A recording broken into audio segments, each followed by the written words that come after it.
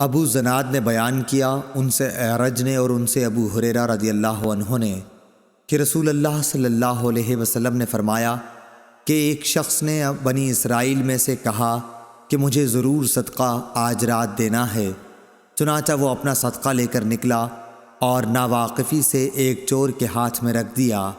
صبح ہوئی تو لوگوں نے کہنا شروع کیا کہ آج رات کسی نے چور کو صدقہ دے دیا۔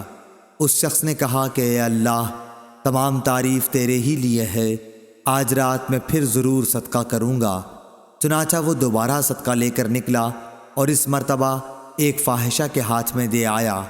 جب صبح ہوئی تو پھر لوگوں میں چرچا ہوا کہ آج رات کسی نے فاحشہ عورت کو صدقہ دے دیا۔ اس شخص نے کہا اے اللہ، تمام تعریف تیرے ہی لیے ہے، میں زانیہ کو اپنا صدقہ دے آیا۔ اچھا، آج رات پھر ضرور صدقہ نکالوں گا۔ چنانچہ اپنا صدقہ لیے ہوئے وہ پھر نکلا اور اس مرتبہ ایک مالدار کے ہاتھ پر رکھ دیا۔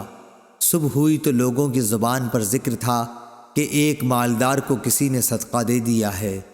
اس شخص نے کہا کہ اے اللہ، حمد تیرے ہی لیے ہے، میں اپنا صدقہ لا علمی سے چور، فاحشہ اور مالدار کو دے آیا۔ اللہ تعالیٰ کی طرف سے بتایا گیا کہ جہاں تک چور کے ہاتھ میں صدقہ جانے کا سوال ہے تو اس میں اس کا امکان ہے کہ وہ چوری سے رک جائے۔ اسی طرح فاحشہ کو صدقے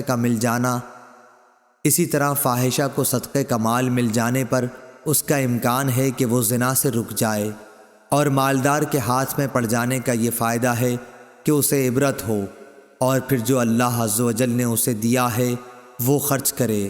صحیح بخاری حدیث نمبر 1421۔ معن بن یزید نے بیان کیا، انہوں نے کہا کہ میں نے اور میرے والد اور دادا اخفش بن حبیب نے رسول اللہ صلی اللہ علیہ وسلم کے ہاتھ پر بیعت کی تھی۔ آپ نے میری منگنی بھی کرائی اور آپ ہی نے نکاح بھی پڑھایا تھا، اور میں آپ کی خدمت میں ایک مقدمہ لے کر حاضر ہوا تھا، وہ یہ کہ میرے والد یزید نے کچھ دینار خیرات کی نیت سے نکالے اور ان کو انہوں نے مسجد میں ایک شخص کے پاس رکھ دیا۔ میں گیا اور میں نے ان کو اس سے لے لیا۔ پھر جب میں انہیں لے کر والد صاحب کے پاس آیا تو انہوں نے فرمایا کہ قسم اللہ کی، میرا ارادہ تجھے دینے کا نہیں تھا۔ یہی مقدمہ میں رسول اللہ صلی اللہ علیہ وسلم کی خدمت میں لے کر حاضر ہوا، اور آپ نے یہ فیصلہ دیا کہ دیکھو یزید، جو تم نے نیت کی تھی اس کا ثواب تمہیں مل گیا، اور معن جو تو نے لے لیا وہ اب تیرا ہو گیا۔ صحیح بخاری حدیث نمبر 1422۔ خبیب بن عبد الرحمن نے حفص بن عاصم سے بیان کیا، ان سے ابو ہریرہ رضی اللہ عنہ نے کہ نبی کریم صلی اللہ علیہ وسلم نے فرمایا، 7 قسم کے آدمیوں کو اللہ تعالی اپنے عرش کے سائے میں رکھے گا، جس دن اس کے سوا اور کوئی سایہ نہ ہوگا۔ انصاف کرنے والا حاکم، وہ نوجوان جو اللہ تعالیٰ کی عبادت میں جوان ہوا ہو، وہ شخص جس کا دل ہر وقت مسجد میں لگا رہے، 2 ایسے شخص جو اللہ کے لیے محبت رکھتے ہوں، اسی پر وہ جمع ہوئے اور اسی پر جدا ہوئے۔ ایسا شخص جسے کسی خوبصورت اور عزت دار عورت نے بلایا لیکن اس نے یہ جواب دیا کہ میں اللہ سے ڈرتا ہوں۔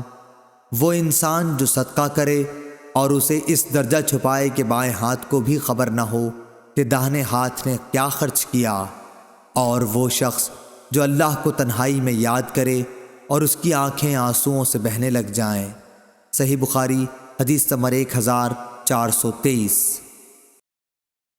معبد بن خالد نے خبر دی، کہا کہ میں نے حارثہ بن وہب خزائی رضی اللہ عنہ سے سنا، انہوں نے کہا کہ میں نے رسول اللہ صلی اللہ علیہ وسلم سے سنا، آپ نے فرمایا کہ صدقہ کیا کرو، پس ان قریب ایک ایسا زمانہ آنے والا ہے جب آدمی اپنا صدقہ لے کر نکلے گا، کوئی اسے قبول کر لے، مگر جب وہ کسی کو دے گا تو وہ آدمی کہے گا کہ اگر اسے تم کل لائے ہوتے تو میں لے لیتا، لیکن آج مجھے اس کی حاجت نہیں رہی۔ صحیح بخاری حدیث نمبر 1424۔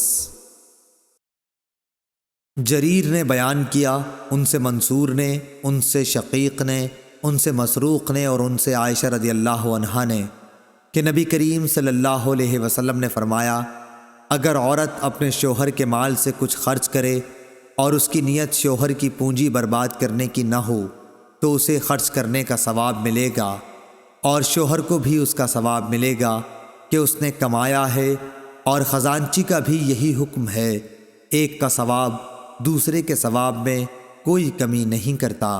صحیح بخاری حدیث نمبر 1425۔ عبداللہ بن مبارک نے خبر دی، انہیں یونس نے، انہیں زہری نے، انہوں نے کہا مجھے سعید بن مسیب نے خبر دی، انہوں نے ابو ہریرہ رضی اللہ عنہ سے سنا کہ نبی کریم صلی اللہ علیہ وسلم نے فرمایا، بہترین خیرات وہ ہے جس کے دینے کے بعد آدمی مالدار رہے، پھر صدقہ پہلے انہیں دو جو تمہارے زیر پرورش ہیں۔ صحیح بخاری حدیث نمبر 1426۔ ہشام بن عروہ نے اپنے باپ سے بیان کیا، ان سے حکیم بن حزام رضی اللہ عنہ نے کہ نبی کریم صلی اللہ علیہ وسلم نے فرمایا، اوپر والا ہاتھ نیچے والے ہاتھ سے بہتر ہے، اور پہلے انہیں دو جو تمہارے بال بچے اور عزیز ہیں، اور بہترین صدقہ وہ ہے جسے دے کر آدمی مالدار رہے، اور جو کوئی سوال سے بچنا چاہے گا اسے اللہ تعالیٰ بھی محفوظ رکھتا ہے، اور جو دوسروں کے مال سے بے نیاز رہتا ہے اسے اللہ تعالیٰ بے نیاز ہی بنا دیتا ہے۔ صحیح بخاری حدیث نمبر 1427۔ وہیب نے بیان کیا کہ ہم سے ہشام نے اپنے والد سے بیان کیا، ان سے ابو ہریرہ رضی اللہ عنہ نے، اور ان سے نبی کریم صلی اللہ علیہ وسلم نے ایسا ہی بیان فرمایا۔ صحیح بخاری حدیث نمبر 1428۔ حماد بن زید نے بیان کیا، ان سے ایوب نے، ان سے نافع نے، اور ان سے ابن عمر رضی اللہ عنہ نے کہ میں نے نبی کریم صلی اللہ علیہ وسلم سے سنا۔ دوسری سند، اور ہم سے عبداللہ بن مسلمہ نے بیان کیا، ان سے مالک نے، ان سے نافع نے، اور ان سے عبداللہ بن عمر رضی اللہ عنہ نے کہ رسول اللہ صلی اللہ علیہ وسلم نے فرمایا، جب کہ آپ منبر پر تشریف رکھتے تھے، آپ نے صدقہ اور کسی کے سامنے ہاتھ نہ پھیلانے کا اور دوسروں سے مانگنے کا ذکر فرمایا، اور فرمایا کہ اوپر والا ہاتھ نیچے والے ہاتھ سے بہتر ہے، اوپر کا ہاتھ خرچ کرنے والے کا ہے اور نیچے کا ہاتھ مانگنے والے کا۔ صحیح بخاری حدیث نمبر 1429۔ ابو عاصم نبیل نے عمر بن سعید سے بیان کیا، ان سے ابن ابی ملیکہ نے کہ عقبہ بن حارث رضی اللہ عنہ نے ان سے بیان کیا کہ رسول اللہ صلی اللہ علیہ وسلم نے عصر کی نماز ادا کی، پھر جلدی سے آپ گھر میں تشریف لے گئے، تھوڑی دیر بعد باہر تشریف لے آئے۔